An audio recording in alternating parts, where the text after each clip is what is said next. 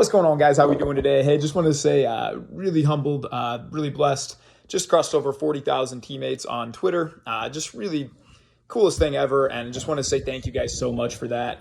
We got a network of about 50,000 now across social, and that's happened in 18 or 19 months, which has just been crazy and really humbling. I approach Twitter and social first off and foremost just to learn. And I still get to do that every day. I'm really intentional who I follow and who I come across. But I wanted to share today just a couple, 5 quick tips and a bonus one that I think nobody ever talks about, how to grow social. I get DMs now every single day asking, hey, Ty, I feel like I have this message I want to put out there too.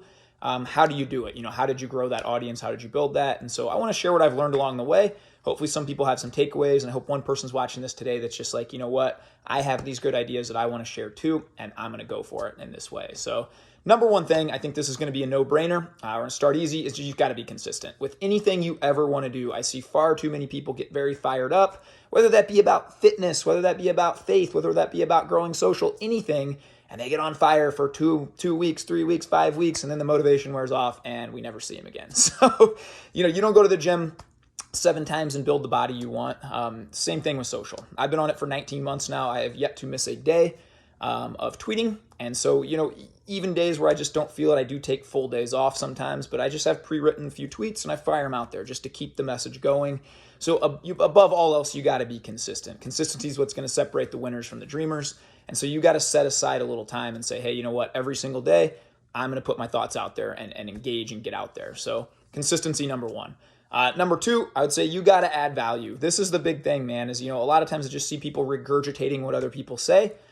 You need to approach it with, hey, I'm just trying to share what I'm learning and share my knowledge and share these things. It can't be exactly what everybody else is saying. You kind of got to set yourself apart there and add value every single time that you put stuff out there. Number 3, big one here. This one comes from my boy, Zach Hommel. I love you, Zach. I remember when we were talking when I had 1,000 teammates or so, hey, how did you really fire up? And he said, you know what, Ty, my best tip ever for social media, and this was like a light bulb moment for me, is live a life worthy of sharing and then simply share it. And so he goes, you never have to come up with content then. And before that, it was kind of like this thing where, I'd be going to bed the night before. How do I come up with content, stuff like that? That was a light bulb moment for me. You know what? Every night I'm reading, every night I'm taking notes, every night I'm learning, I'm having these deeper conversations with people every single day. So I'm jotting notes down there. And I basically just get to share what I'm learning and what I'm doing now. And I never have pressure now around content. I've never once thought now since then, oh man, I don't know what to tweet or I don't know what to put out. I just put out what I'm doing, what I'm learning, and sharing that journey along the way. And I think that resonates with people a lot. So live a life worthy of sharing and then simply share it. That's the best way to do it. Number 4, be authentic.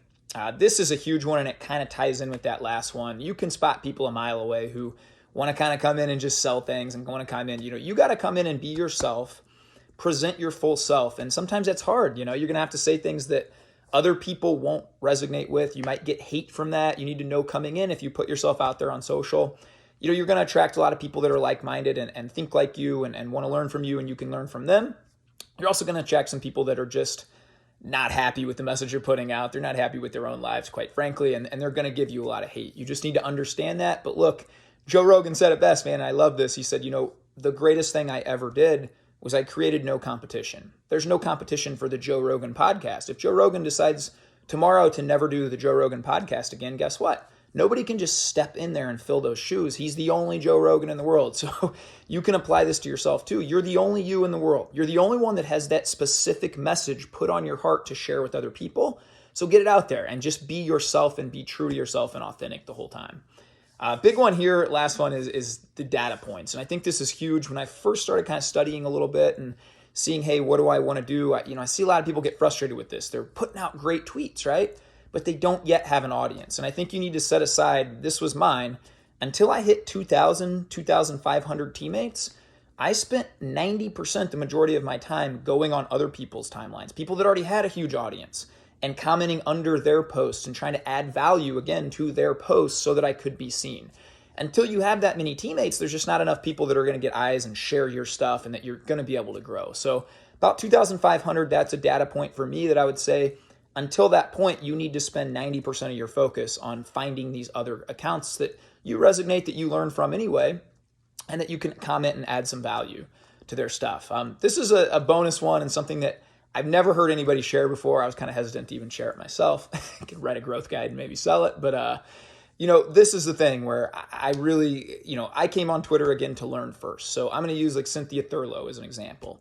Wonderful woman, TED Talks with 10 million views, super knowledgeable, been in the health field for over 20 years, worked as a nurse practitioner, left because she wasn't happy about, some of the things that were going on there in the pill prescribing. And so, this is a woman you can learn a ton from. She's an expert in intermittent fasting. I now intermittent fast because of her. And again, that's why I came onto Twitter, was to learn first. So, I set my notifications for her every single day. And when she would tweet, anything that I felt like I could add value to, I would add value and I would comment under there. And I'd let her know, hey, I'm trying intermittent fasting. She would engage back. People on Twitter, they want to help you. They want to engage back. So, we sort of struck up a friendship, and now I consider her one of my great friends. I just met her a week ago here in Vegas, but I've learned so much. She changed my energy level, my life. I'm grateful for her. But I would set notifications and comment under her specifically almost every time she tweeted. Until then, finally, we became friends. She followed me back. And then I would make an announcement, hey, Cynthia Thurlow followed me back. I'm super grateful for that, right? That kind of gives you some kind of weird, I don't know why it works, but some kind of social pressure. Well, if Cynthia follows Tyler and she's got 50,000 followers, maybe he knows what he's saying, right? So then I would do this with the next person, right? I would set my notifications for the next person. Zach Hommel, a man that I've learned a tremendous amount from. I'd literally be a shell of myself if it wasn't for this man, But I would set notifications for Zach, and every time he tweets, I would comment under that and say, this or that, try and add value. One day, Zach Hommel said, dude, I love this Tyler guy. I'm going to shout him back out, and followed me back. And so one by one, you can pick these people in your space that you really want to learn from. And again, this goes back to being authentic. They're going to know BS from a mile away. I see this on mine now that I've grown up to a certain point where some people only want to comment to try and sell their guide or sell their thing or be seen. Truthfully try and learn from these people, man, from Zach, Cynthia, Dan Go, Mansley. There's so many of these people that I could name 100 of them that have made my life so much better and I've learned so much from. So I would set notifications one person at a time and just try and get them to follow you back, engage, build some kind of friendship and networking in that way. And then you really do build a tribe and a community around that.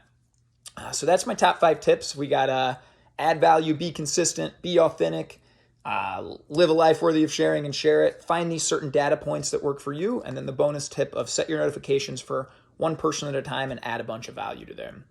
Thanks again, guys. I really appreciate the 40,000 teammates on Twitter. It's humbling. I'm super blessed for it.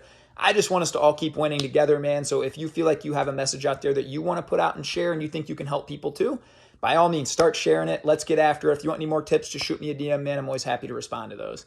You guys have the greatest day of your life, and let's get after it, baby. Have a good one.